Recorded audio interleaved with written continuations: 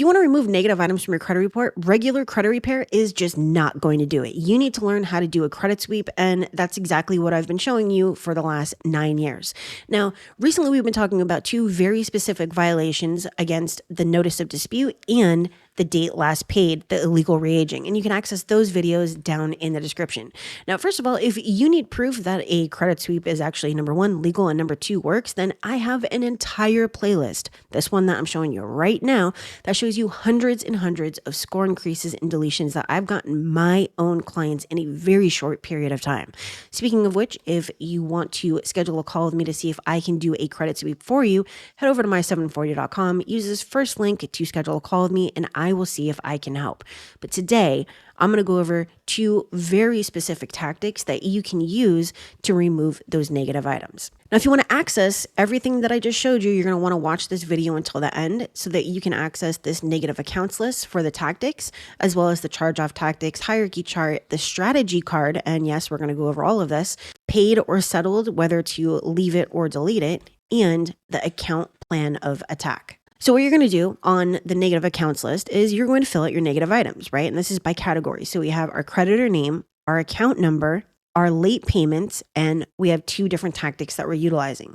So charge-offs, you're going to put those in green here at the top, then your third-party collections, and then debt buyer collections, and then late payments. And when you fill it out, it's actually going to look like this.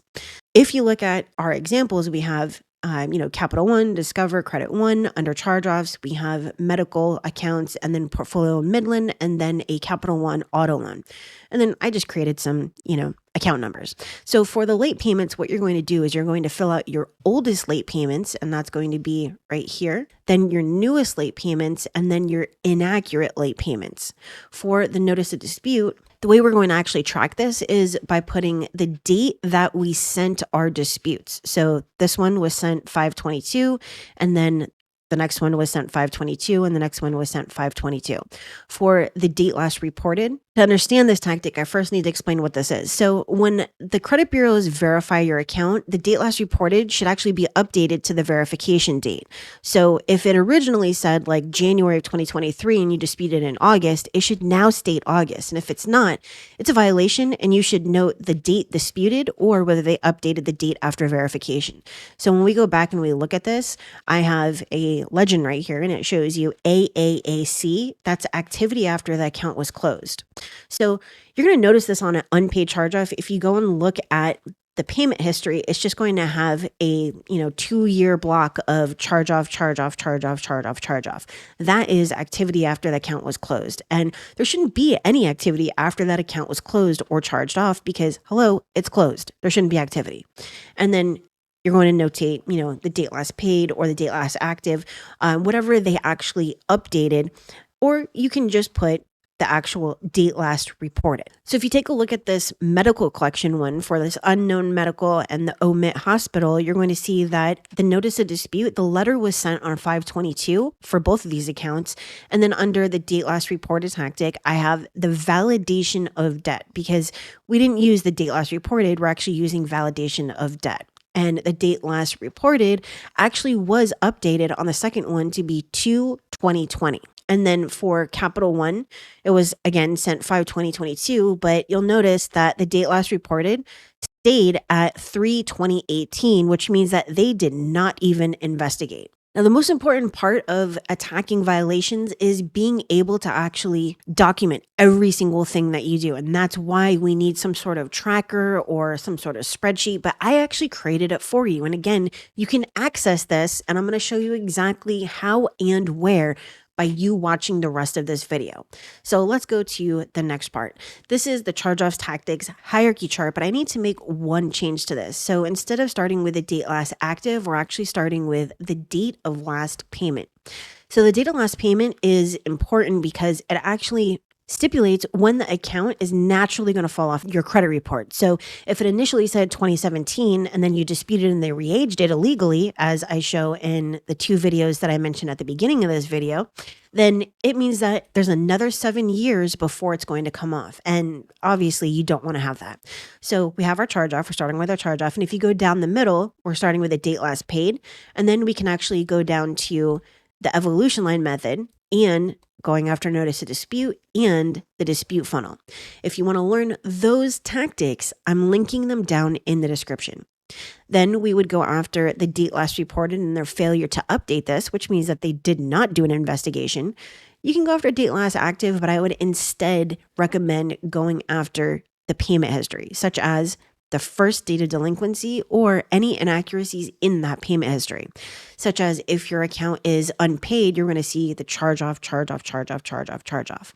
Another way that we can dispute this is by, again, going after the payment history, first day of delinquency, activity after the close date, and inaccurate reporting between the three bureaus, or as a last resort, balance, past due, and didn't verify. Now, I will let you know that if you're looking at the pyramid that has the three sections, the things that are going to remove the accounts are backup stuff and the stuff that you shouldn't ever use.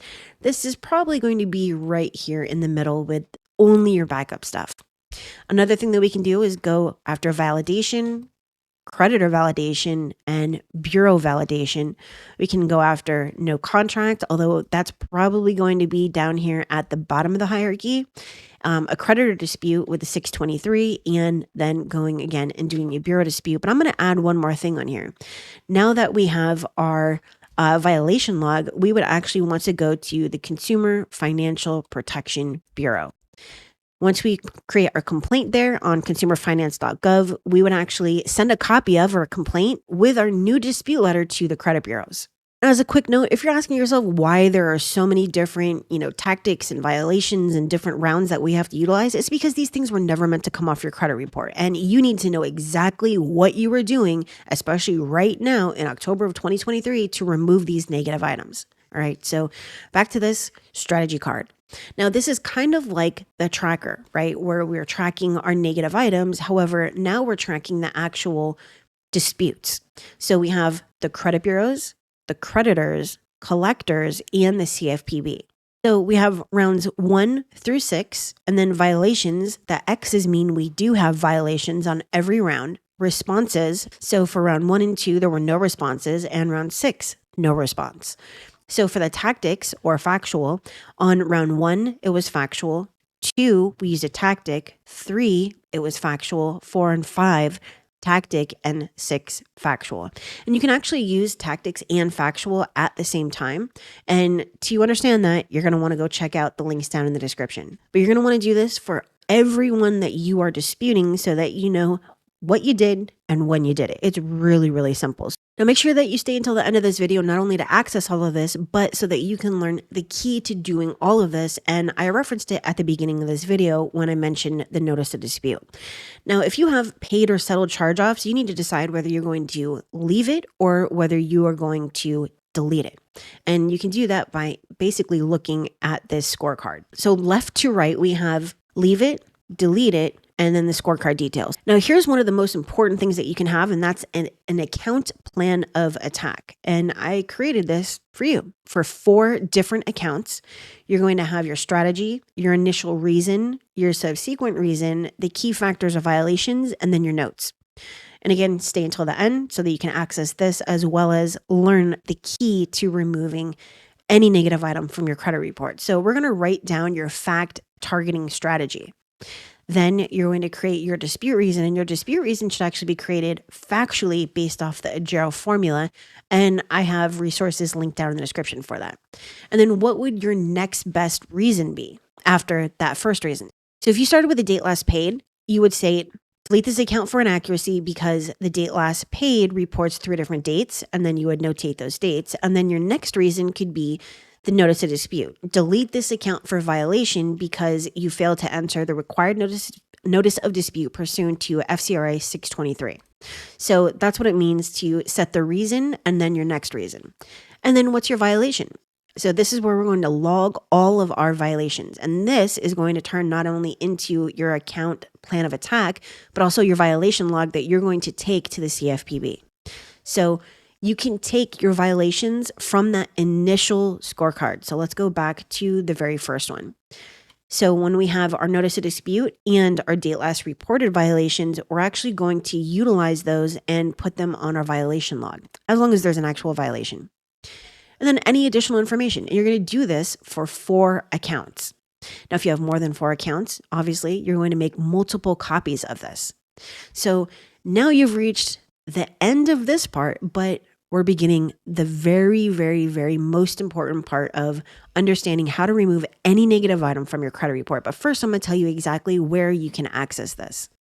You can access this entire thing at sendme2.co/POA, plan of attack. And you're going to get access to the account plan of attack, paid or settled, leave it or delete it, the strategy card, the charge-off tactics hierarchy chart, as well as the example documentation and the negative accounts list. Now, I will let you know that when you access this, you may or may not be able to download it. If you cannot download it for whatever reason, you can just hit me up on the chat, which the link is going to be right on the first page of this. And you can let me know that you couldn't access it, and I will send it to you in PDF or PNG format. But the link to download is going to be at the top right. And you can always just use a tool like this one, the Fenetre capture tool, to capture your screen and then just print it out or save it. Okay. So let's get back to the most important part, which is the key to disputing and removing any negative item from your credit report. And that's going to be the notice of dispute. So the notice of dispute, you're going to need to write down the date of your first dispute receipt, right? So you need to send every single letter out certified. Then you need to pull your report on the 31st day and check to see if consumer disputes this account or disputed by consumer was entered. And if it's not, it's a violation of section 623. This is 623AC. Now, even though there's 6 different parts to this, and you can access this down in the description as well, this is part of the validation of debt, but understanding that a disputed account cannot continue to report on a credit report unless the notice of dispute was entered. You see how it says right here, responsibilities of furnishers of information to consumer reporting agencies, duty to provide notice of dispute.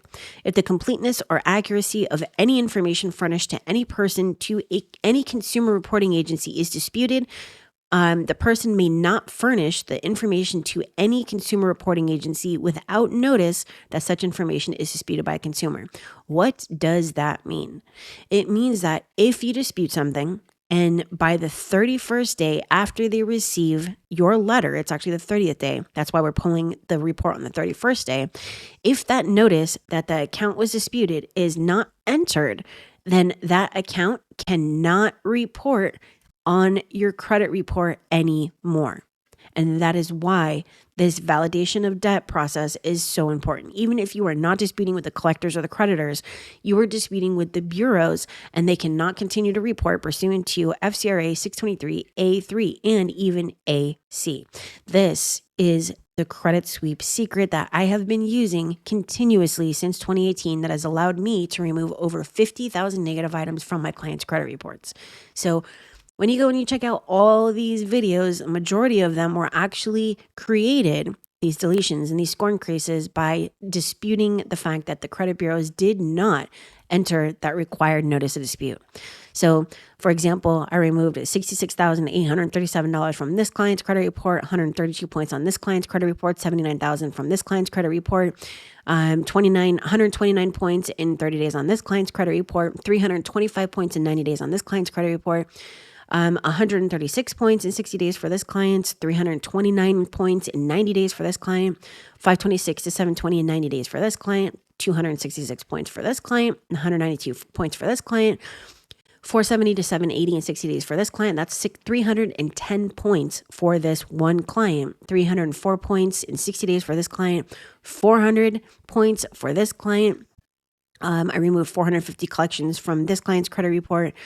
So these are unbelievable, but there is one thing that they have in common. Not only that I'm the one that did it, but also I did it by attacking the violations and inaccuracies, but specifically the required notice of dispute that was not entered on the client's credit file. So if you want to access this link is also going to be down in the description. And again, you can see if you can schedule a call with me for me to do a credit sweep for you at my740.com. But One last time, to access everything that I've shown you, you're going to go to sendme2.co/POA, and you should be able to download it by using this download button that you're going to see at the top of the screen. You will need to provide your email address, and after you provide your email address, you should be able to download it. But again, if you have any issues with that, then use this link right here, and I'll give you the series via PDF and or PNG. But that is it for today. If you want to legally and permanently remove your negative items, it is going to be with a credit sweep. And I even explained the difference last night between a credit sweep and credit repair when I went live with this video. When I went live last night, I went over whether a credit sweep is faster than credit repair, and hands down, credit sweep was faster, and I give you all of the reasons why, as well as how you can do one yourself. So if you want to check that out, all you got to do is use the links down in the description, and I hope you have a great rest of your weekend.